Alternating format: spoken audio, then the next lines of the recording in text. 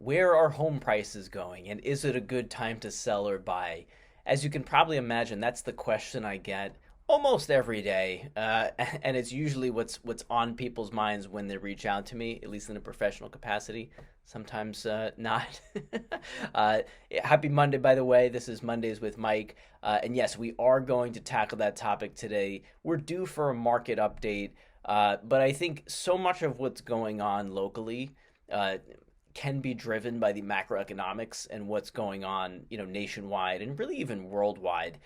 So I thought I would actually start by taking a look at where the market has gone nationally, what some people who are much smarter than me think about where things are going nationally, and then I'm going to boil it down to make it local because I think some of the people, like I pulled a lot of my info for this from fortune.com. There was an article that came out that my Uncle Mel was very good to share with me, like he usually does, a couple of weeks ago. And it took me a little bit to digest it and to see how it might translate here. But nobody from Fortune is really hyper focused on Long Island, at least not to my knowledge. So what essentially we've got here is we have, and I'm going to do some reading on this because I'm pretty good with keeping stats in my head, but not this many and not on a Monday. So since the onset of the crisis, we've seen, now this is nationally, a median home sale price rise of 23%. That's nationwide. All right. And then if we quote realtor.com, over the most recent 12-month period, it's been up 8.6%. And again, this is nationally. All right. Now we're jumping back to I think just Fortune's findings here. Since the spring of 21, when the inventory picture bottomed out, we have seen housing inventory bump up by 30% nationwide. And obviously, if you know anything about economics or you watch this frequently, we're always looking at the inventory picture. The more inventory there is, the more pressure there is on prices, just simple supply and demand. And I'm not one to usually assign reasons for these things. I kind of like to just see what the market is doing and not question it too much. But, again, the people smarter than me are saying, well, with record prices and more sellers now that the pandemic is winding down, these people who are fearing that they have FOMO, fear of missing out on the highest prices, they're finally selling. Maybe.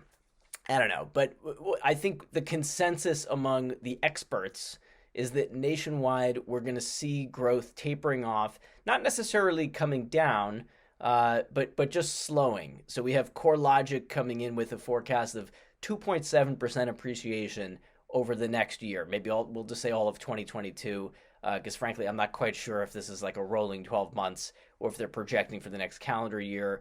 John Burns Real Estate Consulting, which does a lot of the stat keeping for the bigger real estate economists, they're coming in at 4% growth, and Freddie Mac, which is tracking it, from the governmental or the mortgage aggregation side, they're coming in at 5.3%. So those are much more conservative growth projections than 8.5%, certainly 23%. What are those? What are the tailwinds that are helping? What are the headwinds that may hold that back? Well, demand, and this is interesting. This is why I like to read, things written by people smarter than me. The bulk of the millennials, those born between 1989 and 1993, they're hitting their early 30s now, and that's peak first-time home buyer time.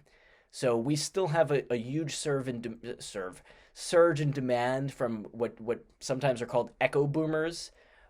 They're coming into the market and they need inventory. So if inventory is up 30%, but it's coming up from the bottom, or the nadir, as those smarter than me like to say, we still need more of that. Supply is still fairly weak around the country because home building never quite caught back up after the 2008 crisis. So home builders have become more conservative in the last decade. And so the supply that would have been there under more normal conditions to meet that surge in demand just isn't there. Now, what are some of the headwinds that might hold that back? Well, if you're watching the Fed or if you follow financial news, interest rates, the 10-year Treasury is what really all mortgage rates are tied to. if the rate on the 10-year Treasury goes up, which the Fed has a good amount of control on interest rates, mortgage rates will go up, and that will make home prices theoretically come down because it will be less affordable. So everybody's watching Jerome Powell, who's the Fed chairperson, um, and that it's very hard to predict when they're going to act. They give guidance. It does look like they're going to at least unwind their asset purchases that they put in place during the COVID crisis, and that they are going to start looking to push interest rates up. So that's something to watch. Speaking of COVID, the other headwind is the federal mortgage forbearance, which allowed people to stay in their homes or defer payments, at least for Fannie Mae or Freddie Mac owned mortgages. That's going to be winding down. So at the end of September, which is past now, that program starts to wind down, and then we have to see where people are. We haven't really heard from that segment of society that's having trouble making their payments. Maybe that helped. Maybe they got back on their feet. We know that we probably won't have as many of them underwater whose home prices are less than what's owed. Again, because lending standards tightened up after the financial crisis, so people had more equity. But that doesn't mean they can make their payments. And if they have equity, they may be, really incentivized to sell. Let's get rid of that mortgage that's really hard to make payments on once again. Let's cash out and let's start over. There's no reason for it to, cause a housing crisis when people have this much equity. All right, so how does that translate? If you're still with me, thank you. But how does that translate to the more local market that we're talking about, which is Long Island? We're going to include Queens in that segment because it is pretty tightly tied to Nassau and Suffolk, and we see a lot of movement out of Queens, other parts of the city also, but Queens in particular, we see a lot of Queens buyers who move into Nassau and Suffolk. Let's start with Queens. Only a 4.7% increase. We're looking at August 2020 to August 2021. That's an interesting stat, especially when you compare it to the county next door, Nassau, up 12.9%. We're talking about median home price, by the way. Suffolk, so the further we got from the city, the higher the number, the more we saw an increase in the median home price, 17.6% median home price increase in Suffolk County. Let's look at the supply side. I mean, what's closed year over year, and we're using August because it's early in October. We don't have the September numbers yet. We had a 45.7% increase in closed sales transactions. Okay, that makes sense if you put it into context, because remember, August of 2020, people were still getting their footing, and we had a whole lost quarter in 2020 where very few people were doing much of anything. Monthly pending transactions, August 21 over August 20, are down 12.1%. Available residential inventory from last August to this August, down 23.4%. That's a big drop in inventory. And August 2020, there were people selling. So we're not looking at like nothing to, all of a sudden this big burst. Like we've been seeing that when we're comparing year over year, 20 to 21. That's a pretty big difference. So where do I come out on this? I mean, the numbers kind of speak for themselves.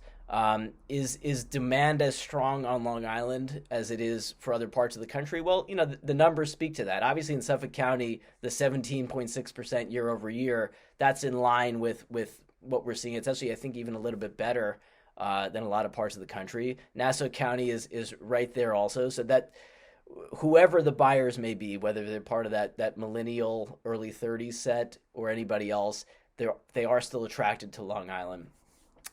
Inventory is always interesting, and supply is always interesting on Long Island, because you have to remember, when you're looking at those national stats, you're talking about huge tracts of land in some cases, where you take a city like Phoenix or Las Vegas or any place else that's not literally an island, and you have room to spread and build new houses. There's almost constant new construction in most parts of the country. Long Island is very interesting because there's very little new construction. So a lot of our supply just comes from one set of homeowners who are done with this house deciding to move on and sell. And if we don't have enough doing that, like if we have 23.4% less doing that, we don't have the new construction coming online. New construction got paused in a lot of cases, depending on where the builder was. Permits are taking a lot longer. So I think that we actually may see a continued trend of rising prices on Long Island longer than we do in other parts of the country. Um, Not making an economic prediction there, but just knowing what I know about the market and looking at the data, I think we are probably going to be in a seller's market for a while. Um, I don't want this to go too long. There are certainly still some houses out there that if you price it wrong, they will still sit. We're not seeing the lines for every single house coming on the market anymore. So everybody still needs to be mindful of those things when coming to market. And buyers should be mindful of that too. I mean, there are a lot of buyers out there who waited a long time, have a huge war chest. You know, they have a huge amount of money saved up, and they're ready to go out there. So the buyers are out there. It's still a good time to sell. This is not a pitch to get you to list your property, but if you were thinking about it, it's definitely still a good time. All right, I think we're going to wrap it up there. Hope everybody's fall is off to a really good start. We've had a pretty nice October so far. And when I start talking about the weather, it's time to wind it down. Wow, that was almost 12 minutes. What can I say? I'm sorry. Love to talk. And I'll talk to you later this month. Take care.